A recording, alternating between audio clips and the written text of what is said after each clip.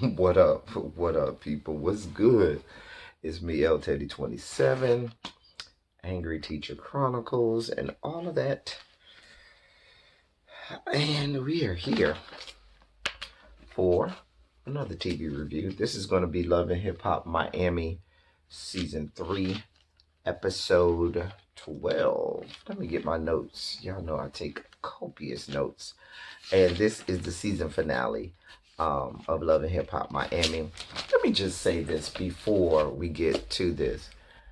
I blame the executive producers and the Mona Scott Young for Love and Hip Hop Miami. They have great cast members. They even have great storylines.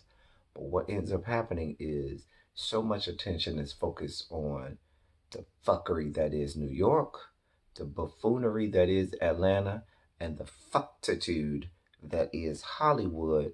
And you know they always try to squeeze Miami in there some way, somewhere, or fit it in somehow, when really that probably could be the premier franchise if they just focus a little more attention on that.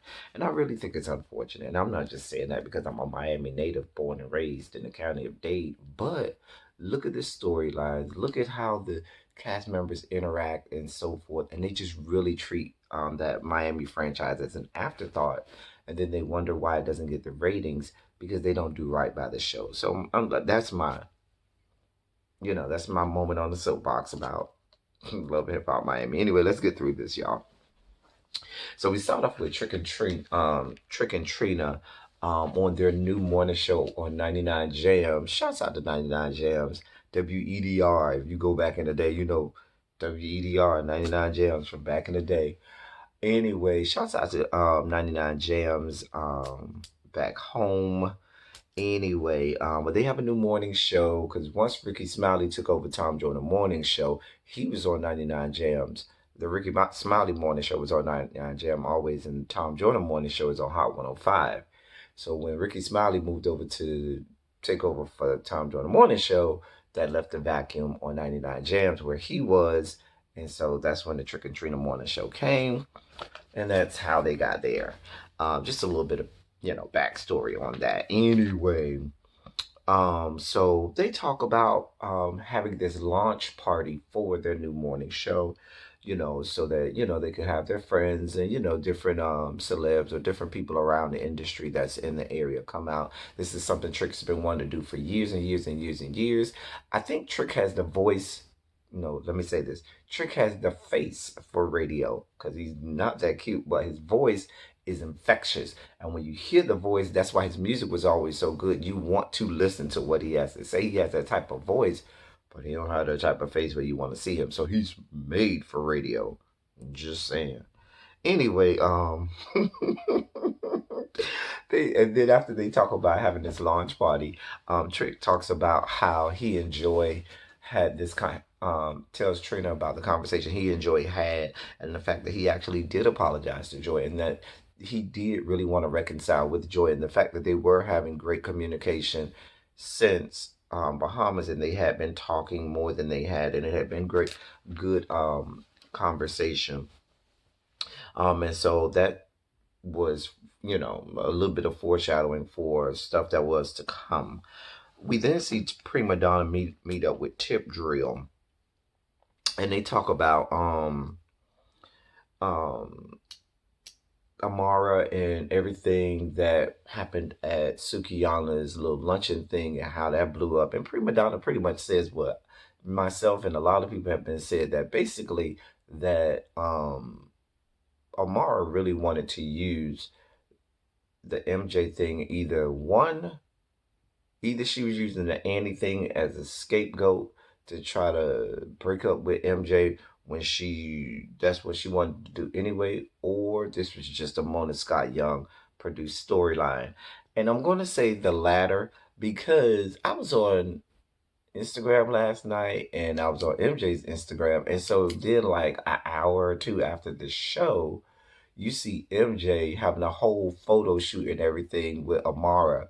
They all hugged up with, and it looked to me like they were back together. So what that tells me is that this was an entire storyline pitched by the Mona Scott Young cronies and their antics down at the Love and Hip Hop Studios writing room down there in reality TV land.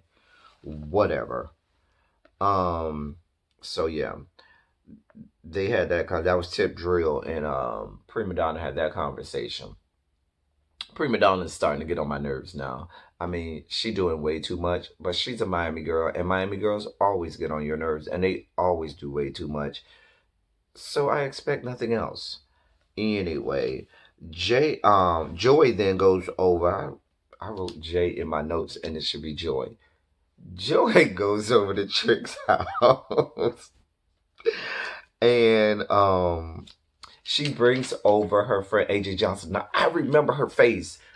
I can't remember exactly what show she was on, but I know she's been on television before because her face is so familiar. I just can't put in the comment section what show she was on because I just really don't remember. It'll come to me after I finish taping. But she was there and she's friends with Trick and Trina.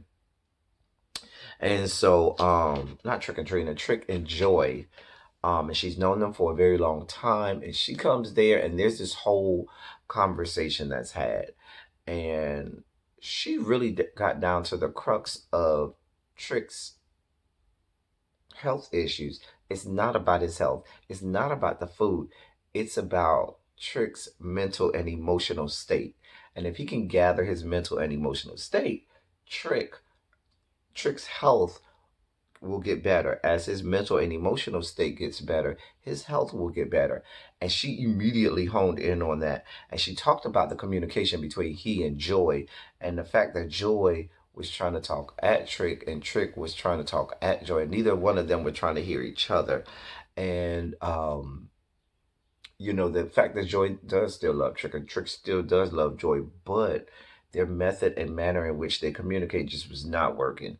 So I like, and she mentions that it's time for y'all to go talk to somebody, seek counseling. So I think that they need to definitely go seek counseling, and they talked about that doing that later, but so that they can work out their communication issues and work out some of the past hurt and past pain that they've had to endure. So, and she even mentioned that, the fact that Trick is often talking from a place of hurt and pain, and men don't like hurt. Men don't deal with hurt and pain well.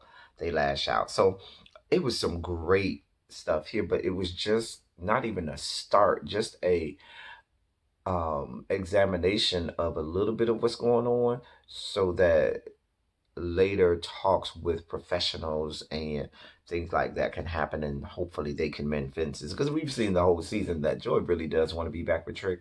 She's just wanting him to get himself back in order before she makes that commitment. So then Sukiyana takes her kids down to Jackson's ice cream parlor, which if you ever go to South Florida, Jackson's is going toward the beach over in Hollywood. Is that Hollywood or Hollandale Beach? I think it's Hollandale Beach. Anyway, Hollandale Beach and Hollywood Boulevard are just like right next to each other, so you can't get lost. But it's going toward the beach. Classic ice cream parlor. If you go there, quite famous in the South Florida area. And it's an old ice cream parlor that people have been going to for decades. So it was good to see her with her kids, and that's all I'm gonna say about that. It was cute. Hood Brat then is with Kenny. Kenny shows up at her job and they have a conversation. And there was a reconciliation there. She talked about, all those things she talked about last episode. But at the end of it all, you can tell she's going to be back with him. He apologized and all of this, that, and the third. They're going to be back together. Child of Dick was too good for her not to go back. So we knew full well she was going to go back the whole time. And we'll move on from that. It's the season finale. They just, tying up all loose ends, trying to let you know what's going on at the end of the season. Trick and Trina, we then are at Trick and Trina's launch party. So Primadonna talks to Shay, and she tells Shay the same thing she told Tip Drill, that she feels like Amara is using the situation with Annie as a basically as a scapegoat to explain why she doesn't want to be with, why she wanted to break up with MJ. Because even she says what Annie said at when they met was not enough for her to go home and ceremoniously break up with her boyfriend. But I said that after the episode. We won't rehash that. We will not rehash that. Anyway, then we see Amara and Shay go to the bar and they talk. And Shay says to Amara, listen, whatever it is, if you want to break up with MJ, you don't want to be with MJ, that's fine. There's no problem with that. She said, but you need to communicate that to him. Whatever this is, whatever you want it to be, you need to communicate that to MJ and not let this linger and stuff on because everybody around you all is going to be vested in this and you got to there has to be some closure or finality to this situation. Either y'all gonna be together or y'all gonna break up. And I was kind of with Shay actually had some words of wisdom for somebody. God, knock on wood. God, is the apocalypse now? I guess the apocalypse is now. I mean, we damn near dealing with World War Z right now. And then we got Shay giving out good advice on love and hip hop. The world is coming to an end. I told you, look at you. We're all gonna die. Anyway, Joy talks to Trick about um their relationship, and she said, listen, I see you going down the right path. You're doing good things. Look at all of these people you got out here. Look at the great things that you have going on, and we're all rooting for you, and we all want you to do well. If you keep going down the right path, and if we go get counseling and things, we can possibly see where this goes with us. And we knew that the whole time. We knew Joy wanted to be back with Trick the whole time. She just didn't like the way Trick was living his life. And I think Trick is too damn old to be trying to do some of the antics that he's been doing. So I think it is time for him to settle in, settle down, and do right. But this is Trick we're talking about, and we could be back here next season talking about how he ain't shit and he ain't did shit and he ain't do right by her. So that's a whole different story and a whole other ball game. But we'll see come next season how that went. But I'm glad that she mentioned that they need to seek counseling first and get some of their issues resolved, and then they'll see on mending fences and working out what they need to work out. Then we have Primadonna.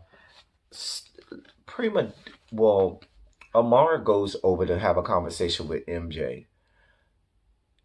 In the middle of this, Primadonna goes over there and starts to try to talk to MJ, yell and everything. I guess she had gotten her cue from production to go over there. Hey, whore, this is the season finale. Ain't no more taping, so go over here, let loose, let go, and let God. Okay? And she went over there doing what she, was instructed to do. And, just causing a ruckus, a skirmish between her and Amara. And Amara basically loses it. Because Amara, I guess, seems fed up that she feels like the women on this show feels um, like she's a punk, like she's soft, like she's a pushover and can be pushed around, or that she's weak. And she's fed up. So she blows up and this, that, and the third. Because Primadonna threw her drink at Amara first. And that's when Amara kind of lost it. And there was, I don't even know if anything with it was resolved. People had to be pulled apart. It was so much going on. And this was more of a mid-season fight than a season finale fight. Because you then want to know what was the aftermath. We never learned the aftermath between MJ and Amara. We never learned whether or not anything was resolved between Primadonna. Because if I'm not mistaken, after the luncheon, Primadonna said it was done. But then now you're on this, world tour in Miami, talking to anybody who can breathe about your issues with Amara. Whatever. And then that was kind of it. They had the closing montage like they normally do.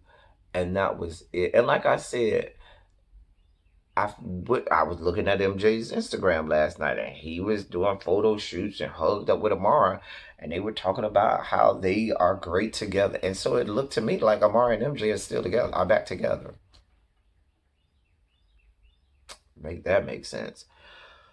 But Well, the reunion is coming, and like I said, there was no Jocelyn. Y'all got Jocelyn on the opening credits, and that whole was in 30 seconds of this whole season. Okay, so I don't even know why she was on the opening credits.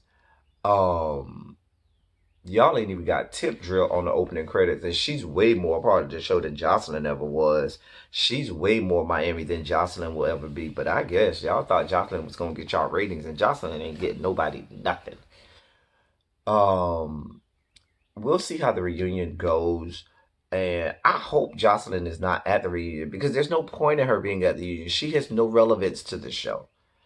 But like I said, until Mona Scott, this could be the premier franchise of the Love and Hip Hop um series, but they just won't do right by Miami. There's a great cast of characters. They have a lot of antics. They have a lot of storylines, not manufactured, but they have some real storylines, but they just will not do right by this show.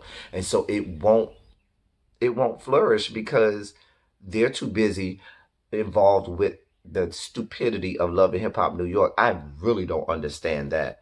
But that's a whole different ballgame. Keep Atlanta. Y'all can cut that Hollywood mess as well, because that was some mess last season. Y'all saw how I walked out on those reviews. But that's all I got for y'all. That was Love and Hip Hop Miami season 3. That was the season finale. So all we have left now is the reunions, and we'll get to the reunions probably starting next week or whenever they come. And that's all I got for y'all. Until the next video, until the next review, and definitely until the next season, hopefully next season of Love and Hip Hop Miami. Thank y'all for coming. Y'all drive safely. We out.